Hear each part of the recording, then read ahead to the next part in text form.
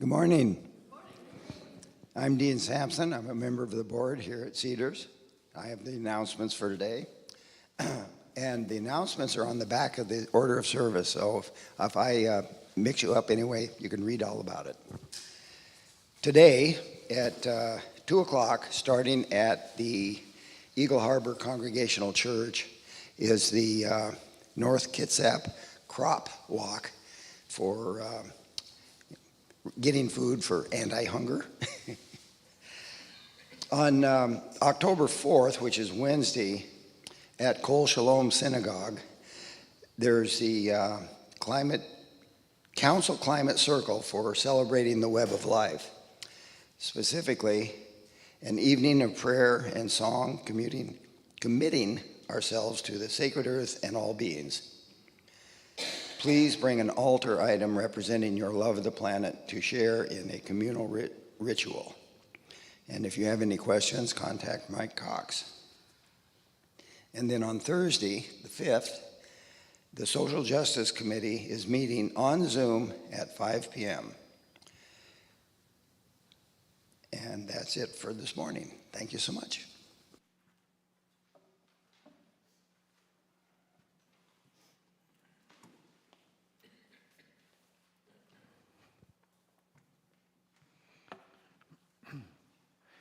I want to start by just expressing gratitude for everyone who helped and who showed up last Sunday at the Poulsbo Pride in the Park event.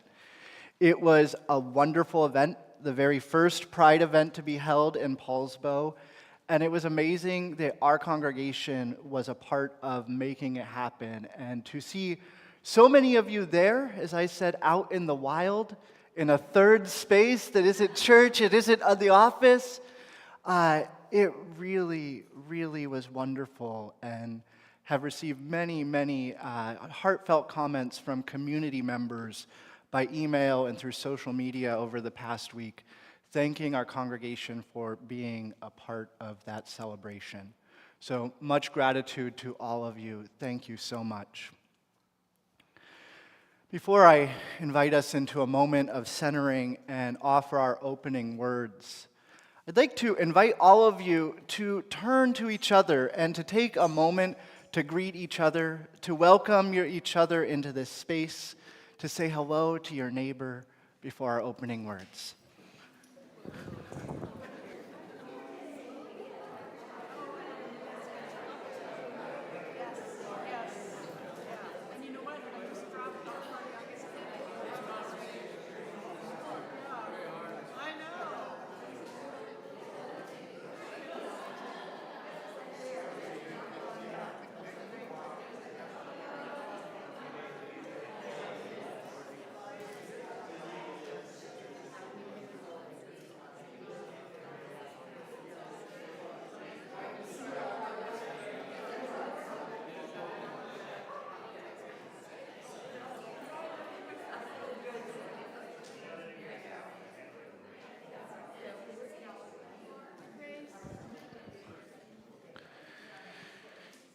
It's so wonderful to see familiar faces, to see new faces, and to see faces that we maybe haven't seen in a while. Welcome.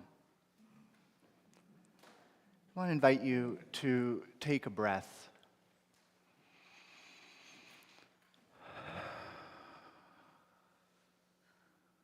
Let your mind still come into this moment. Bring the fullness of who you are into this space, into this community. Feel that interconnection, that web or that thread of life that weaves us together. Feel the power and love of community as we come together to worship. Come, let us worship together.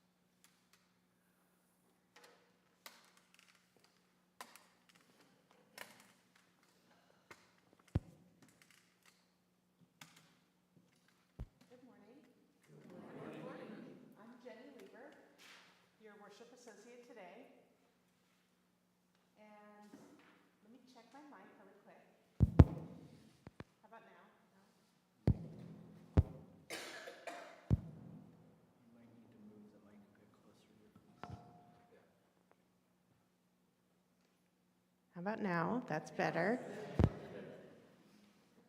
So I'm Jenny Weaver, your worship associate today, and I am on crutches because I tore my meniscus and had surgery, and it is healing really well and has a chance for full recovery. So that's why I'm on crutches, temporarily.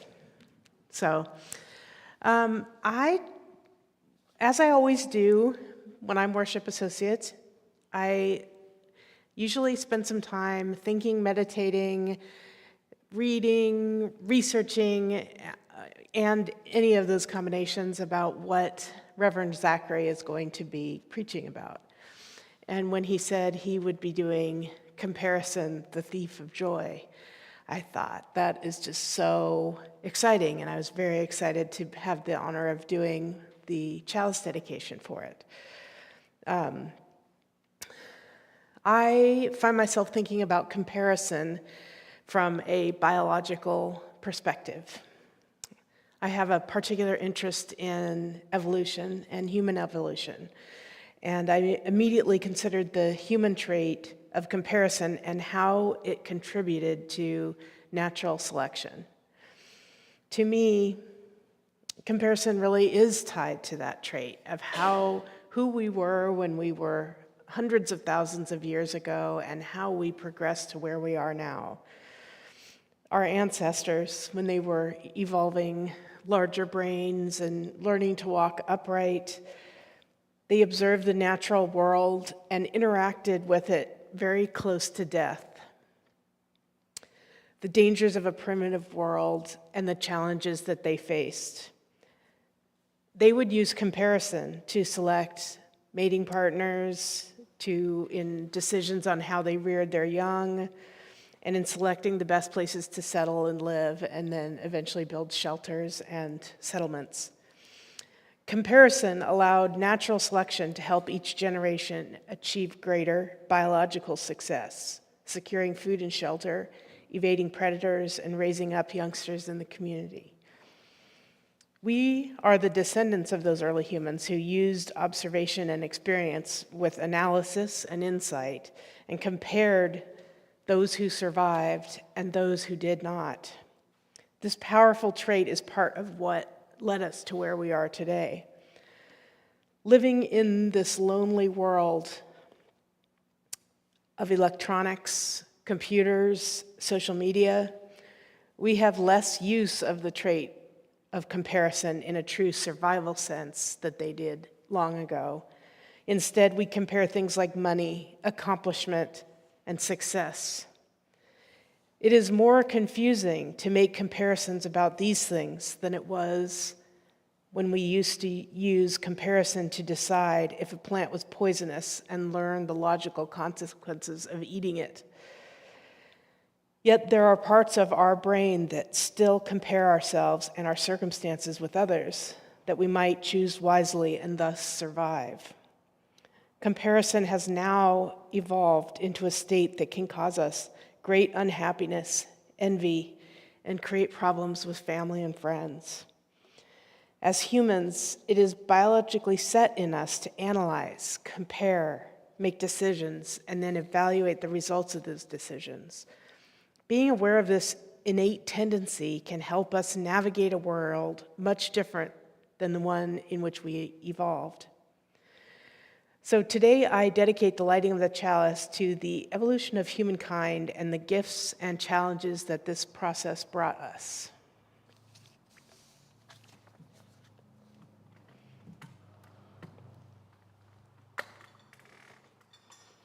Please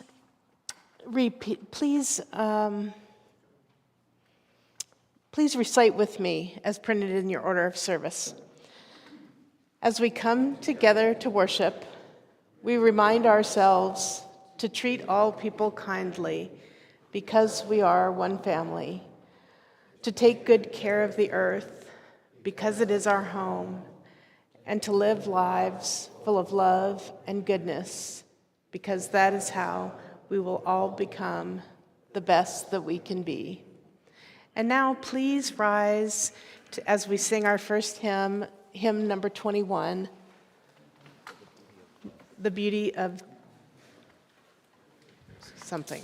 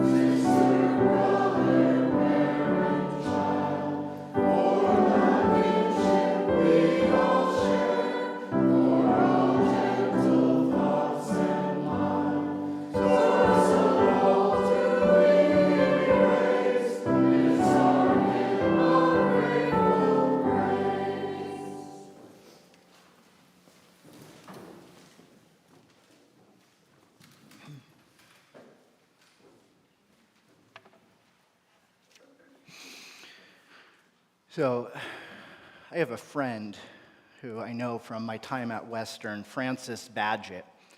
She also has a creative writing background and famously once told me when it comes to creative nonfiction, so writing about real things, to let everyone in your life be careful how you treat me, because you might end up in a story.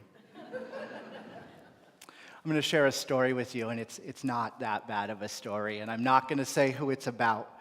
But suffice to say that several years ago now, Elliot and I were going to meet some friends for pizza in Berkeley, California.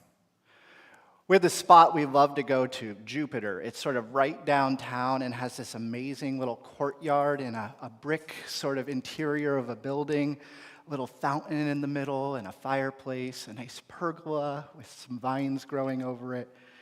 It's a great place to sit and enjoy pizza and maybe even a beer or two.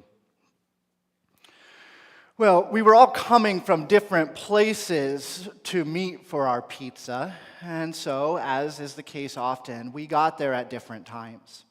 I arrived first. I tend to be pretty prompt, often actually showing up early and waiting in my car just to make sure that I am on time, because that's how I am.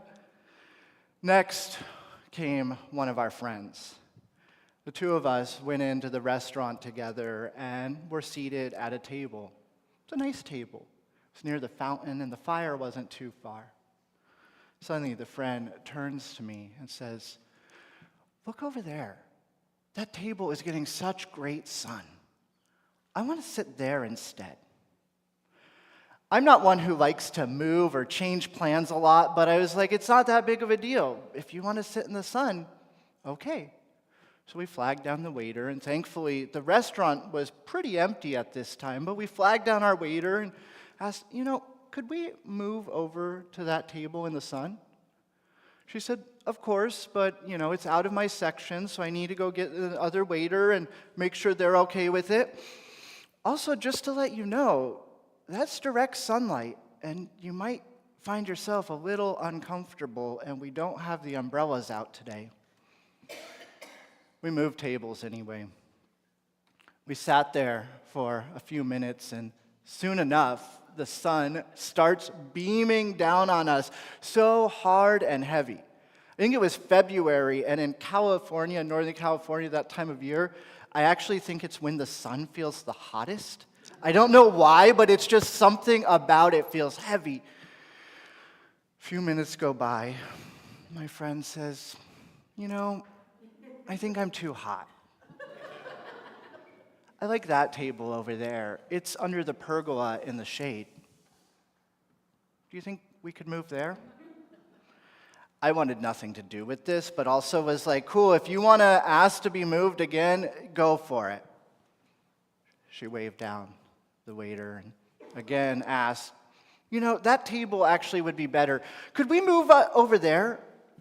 Well, if you really want to, said the waiter, but again, that's someone else's section now, and so now we've moved you into, the third section. We moved anyway. Sat there thinking, finally, we have our table. It's the perfect spot.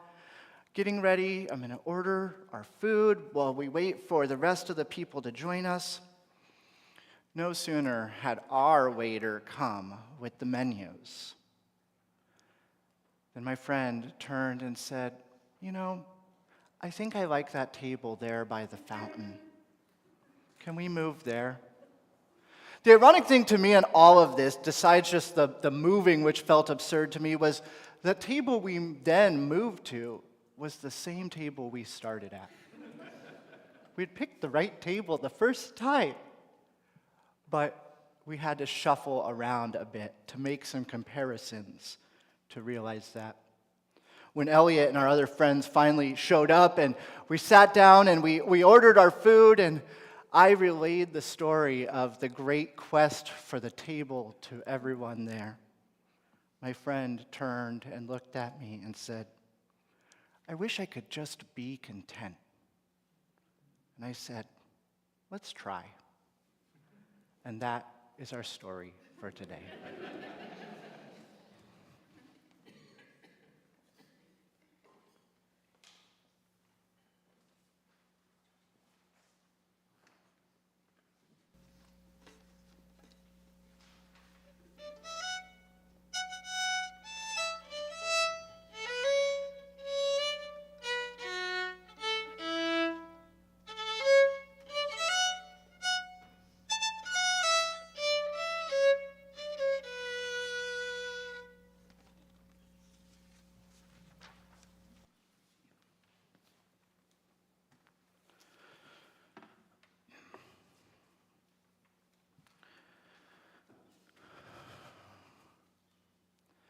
Open my heart to all that I seek. Let me be part of the love you give. Open my heart to all that I seek. Let me be part of the love you give. Please join me in a spirit of prayer. Spirit of mystery and wonder, foundation and source of all that was, is, and shall be. Open our hearts in this moment. Open our hearts to the great love that has brought us into this world, into this moment. That great love that continues to sustain us. Spirit of mystery and wonder, foundation of and source of all that was and is and shall be. Open our minds in this moment. Open our minds to the truth of our connection, the truth of our interdependence. Spirit of mystery and wonder, foundation and source of all that was, is, and shall be. Open us to all that we seek, that we might love and be loved, that we might know truth and justice, that we might be an expression of all that is good, of all that is holy, that we might be an expression of all. Open my heart to all that I seek. Let me be part of the love you give. Amen.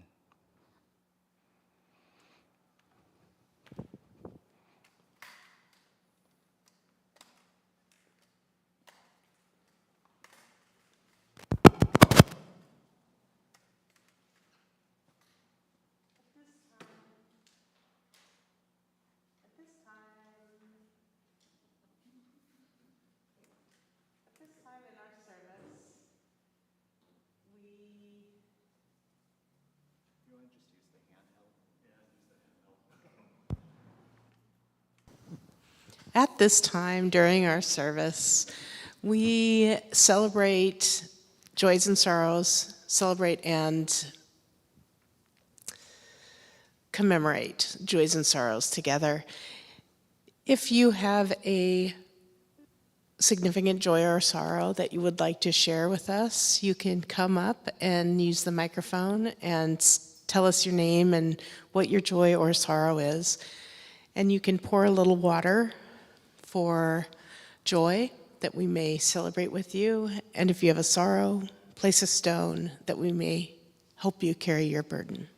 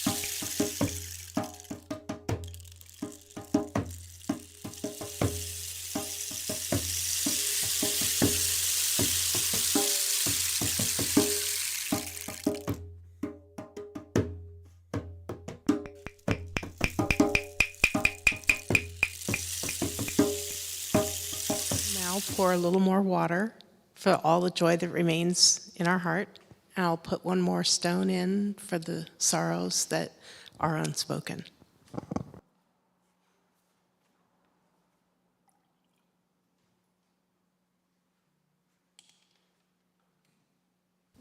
And now please rise, and if you're able, and join in singing hymn number 128, For All That Is Our Life.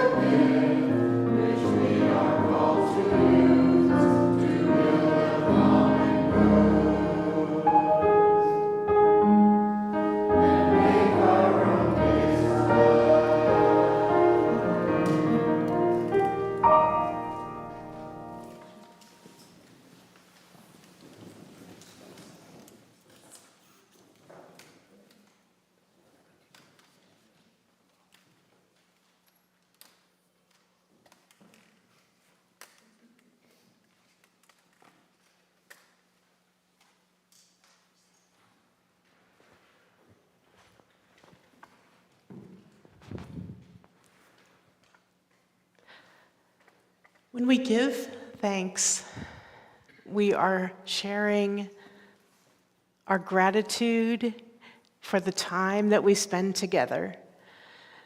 When we share our gifts of financial support for the church, we ensure our future as a congregation. We allow for all of the special programs that we have, and it helps us to grow. These are important gifts, and we are very grateful for them. Would the ushers please bring the baskets?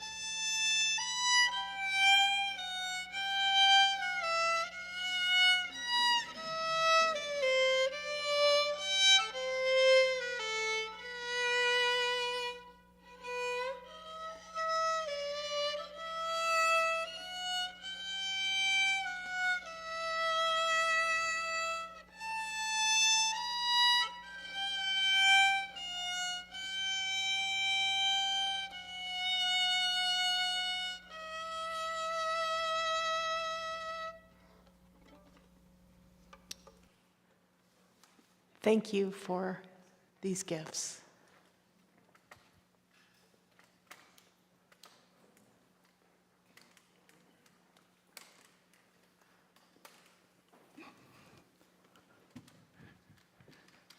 Every time I don't grab my water bottle, I regret it. I tell you, my mouth is never drier than on a Sunday morning. So a few years ago, my father-in-law, as we were getting ready to leave their house after a family dinner, came and gave me a book.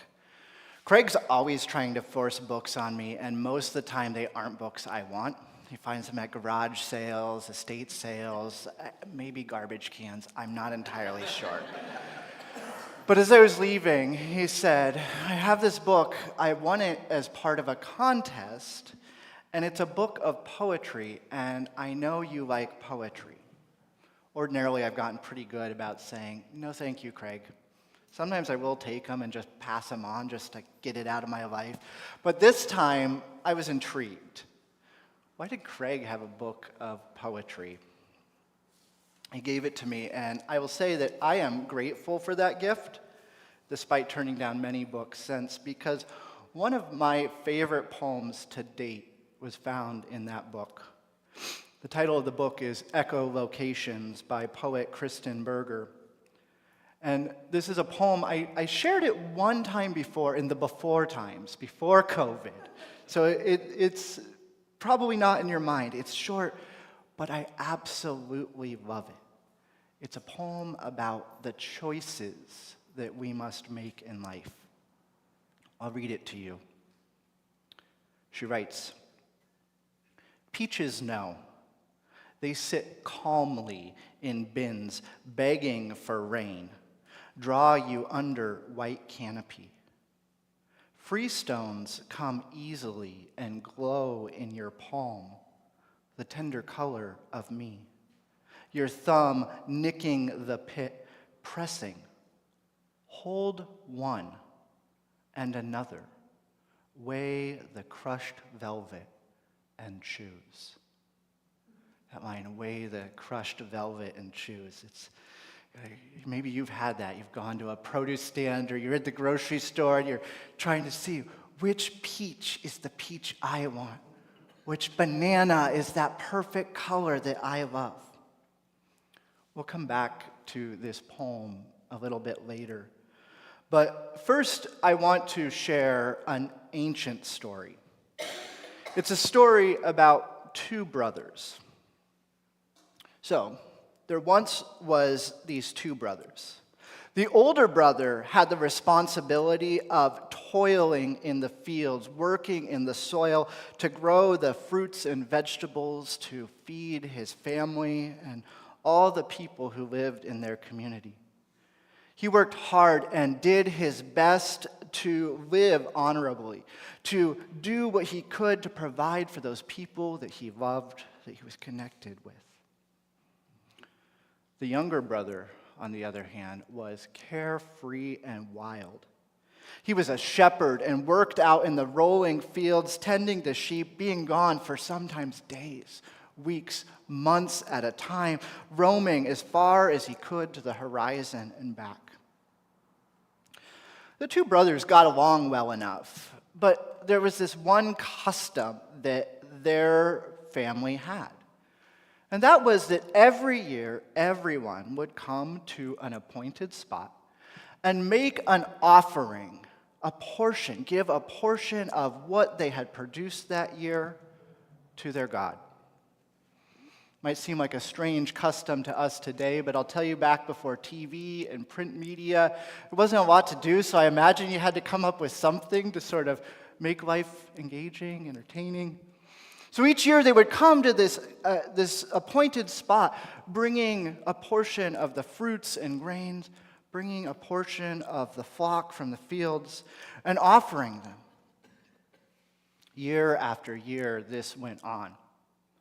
The older brother noticed that it seemed that despite how much he toiled and how much he produced, his younger brother always had it easier. Good things were always happening to him, and it was like his offering wasn't acceptable to God, and his brother was blessed, and he wasn't. This went on and on. Finally, resentment, jealousy grew between the two brothers, until finally, one year, the older brother had enough, and in a rage, took the life of his younger brother. How many of you recognize that story? Just show of hands. What story is it? Cain and Abel. So yeah, it's from the biblical story, the children of Adam and Eve. It's oftentimes said that Cain committed the first murder. I don't know that I take these stories literal, but I think that we probably have had moments where that sort of tension or jealousy builds. Have you ever had an experience in your life where you felt like you were in a competition that you couldn't win? You ever felt like you were in a competition you couldn't win? Obviously, for me, it has never escalated to murder, or I wouldn't be here. I'm not that good about keeping things secret. But I can tell you that as of one of 5 kids, there were moments of fierce competition in my household growing up. As the only boy, I sometimes got a little exempted because I could do my own thing. But among my sisters, there was this fierce competition for everything: time, resources, attention. We were constantly at each other's throats, and sometimes even at our parents' throats. We'd say things like, "That's not fair. Zach got new shoes. I've had the same shoes forever. Why did he get new shoes?" Or, "I never get a ride anywhere. You only take Angie out when you go places." Or, "Why can't I go to camp this summer? Sadie got to go to camp last year." These are small things, but there was always this competition there. I'm sure you can imagine the things that might unfold in a house of 5 kids that might lead to sort of a comparison-based resentment. This sort of competition pops up in all sorts of places. It's not just family life. It's not just siblings or parents and children. It happens in the workplace, in school, in community organizations, and even at churches. On some level, it's natural. Comparison and competition, the exercise of ego and judgment, serve us in survival. And in advancing our values and our interests in the world, these judgments, these comparisons can serve us. Not all comparison, not all judgment is bad. Like Oscar Wilde famously said, "Everything in moderation, even moderation." We need our judgments. We need to make comparisons, but when we start judging ourselves against others and find the joy, our joy is stolen again and again and again, I think we're being told it's time to stop. Perhaps you've heard the expression, "keeping up with the Joneses." It's a phrase that actually comes from the title of a comic strip that ran in the New York World from 1913 to 1940. It's a while ago. The comic chronicles the life of the McGinnis family, who were constantly struggling to keep up with the family next door, the Joneses. In the cartoon strip, we never actually get to meet the Joneses, but it always seemed that whenever they were mentioned, there was this competition that would drive the McGinns to always one-up the Joneses. I'm not familiar with all of the finer points of this comic strip, but I do know that it captured the middle-class consumer mindset that was growing at the time. The mindset that causes neighbors to engage in a quid pro quo war. You get a new car? I get a nicer one. You're going on vacation? Well, we're taking 2 vacations this year. You get the idea. We keep count mark tallies, and try to come out numerically ahead and miss so many things in the process. I'm guilty of this all the time. It's human. I'm not going to stand here and pretend I don't regularly engage in this sort of comparison or one-upmanship. I have a few colleagues, I swear that's our whole relationship, and I love them, but I'm not exempt from this sort of behavior. I told a friend a few days ago, I may be a minister, but I'm human and have a healthy ego. I know from conversations with many of you that you also fall into this camp of being human with a healthy ego. We have opinions, preferences, hopes, and aspirations. And because we also have healthy egos, the things that I want and you want, and the standards I have versus your standards, are not always going to be the same. Add in the just purely material realities of life and the probability that you were born as who you are and what that meant. The social location, your gender, your race, your access to educational resources, your stability in your formative years. Soon, I think it becomes clear that none of us is really operating on the exact same level. We're all unique. How do you even begin to compare two things that aren't the same? I remember a time some years ago when I first started studying philosophy at Western Washington University, and we had one of those sort of, prestigious lectures where a scholar was invited to campus, and we were all encouraged to go for extra credit, of course, and be there for this scholar's presentation.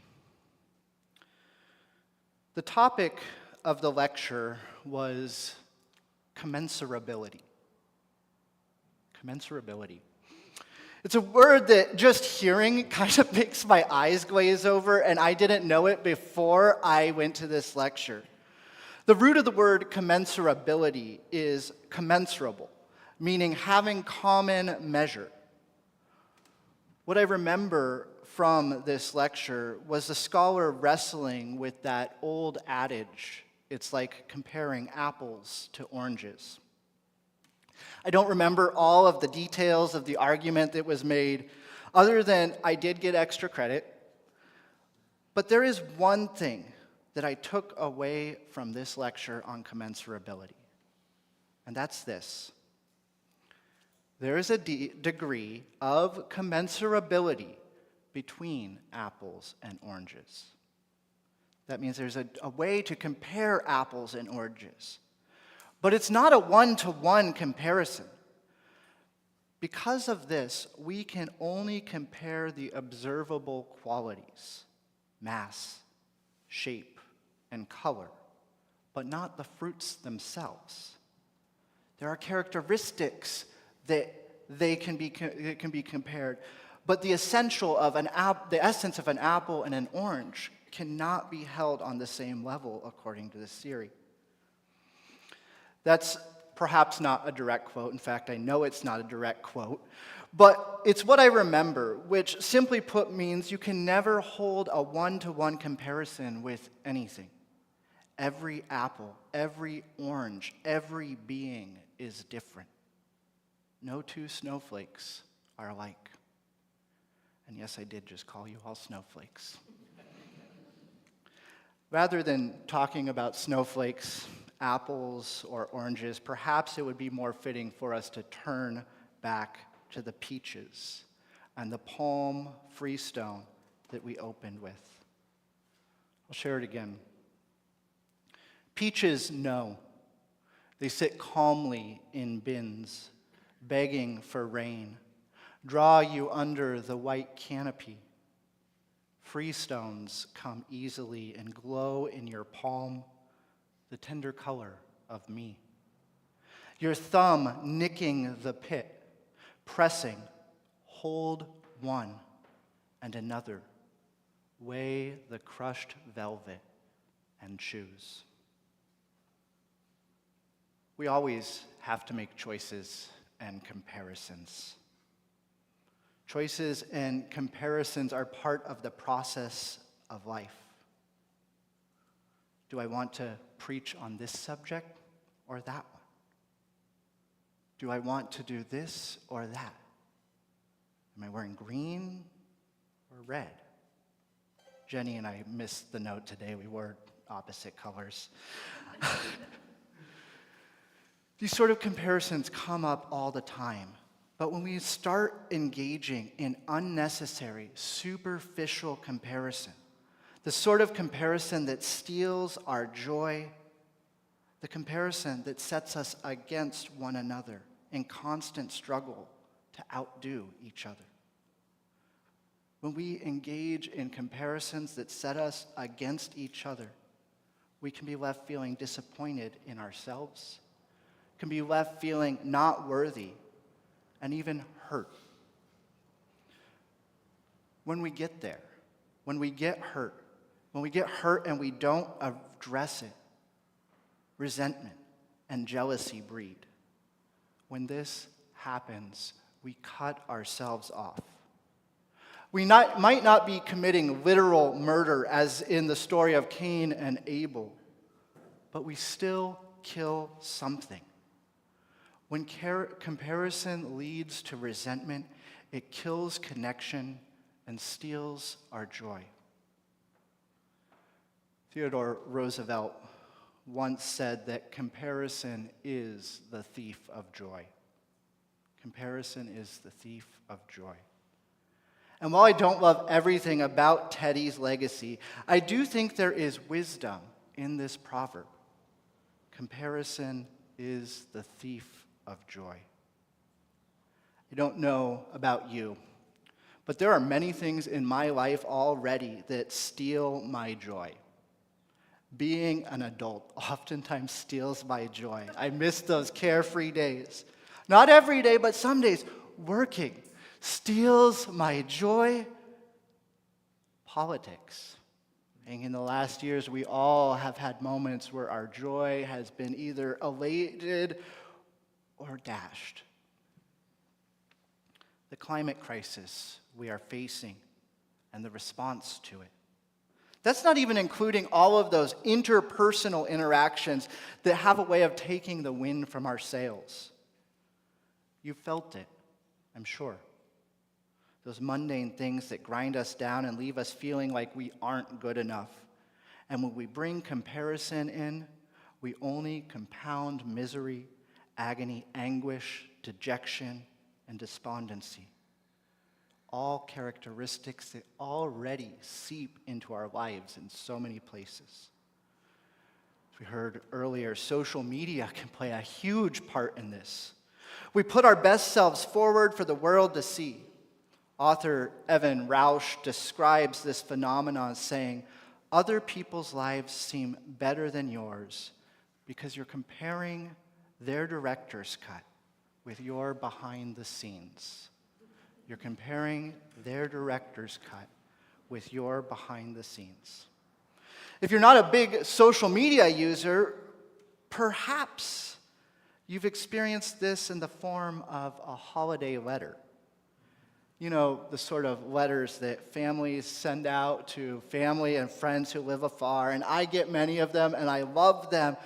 But you know how sometimes they can just feel a little braggy? Look at all the wonderful things we have going on. We can start to compare. I've never received one of these letters that I felt was wholeheartedly honest and vulnerable to what was really happening. Not once has one of these letters ever said something like, Sam's drinking has gotten worse in this past year. He lost his job when the factory closed. We're likely to be foreclosed on in the coming months. Sending our love, Joanne and Sam. These sort of stories, these coarse details from our life rarely make the social media director's cut or family holiday letter. And yet, these things still happen. It may be behind the scenes, but stories like the example of Joan and Sam that I made up, but still happen. We make choices about what to share and not share. Internal comparisons about what is acceptable and not. There's some obvious reasons I think we do this. We don't share all the details of our life to everyone all the time because, frankly, that'd be exhausting and awkward.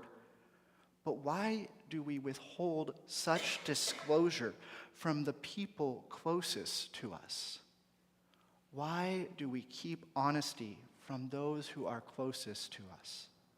From our friends and family, maybe even from our doctor, our counselor, from our minister. My theory around this is that we don't share these difficult things because we are afraid we'll be judged. We are afraid that what I have to offer won't be as acceptable as the offering my siblings have to give, or what my neighbors have. And because of this, we sacrifice our authenticity on the altar of acceptability. We'll talk more about authenticity next week in our service, but I do want to make this point now. I believe that authenticity, being authentic to who we are, is equal to truth. When we are authentic, we are living truth. And experiencing truth leads to joy. Joy isn't easy. Authenticity isn't easy. Truth isn't easy. But to be honest, neither is comparison, which is why, when given the choice, I choose the hard path of joy. It's no easier than living into the comparisons and expectations we set up for one another. But because I have a choice, I do what Kristen Berger tells us to do. I weigh the crushed velvet and choose joy, to the glory of life. I now invite you to rise as you are willing and able as we prepare to sing our closing hymn of today's service, hymn number 18 in our hymnal, What Wondrous Love.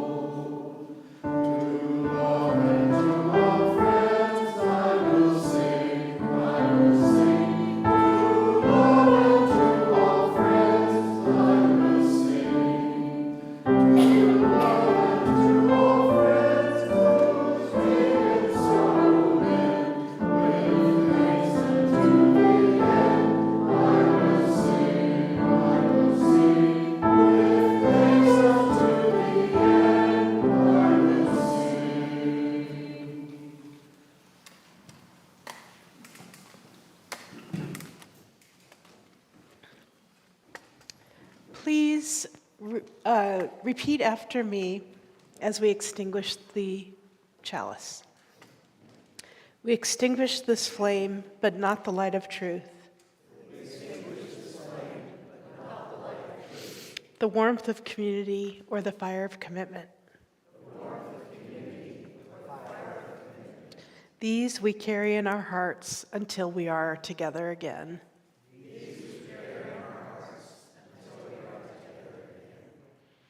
For our benediction today, I want to invite us to sing a song together. And I will start by singing a line and then ask you to sing the line back to me. Some of you might recognize this from several weeks back.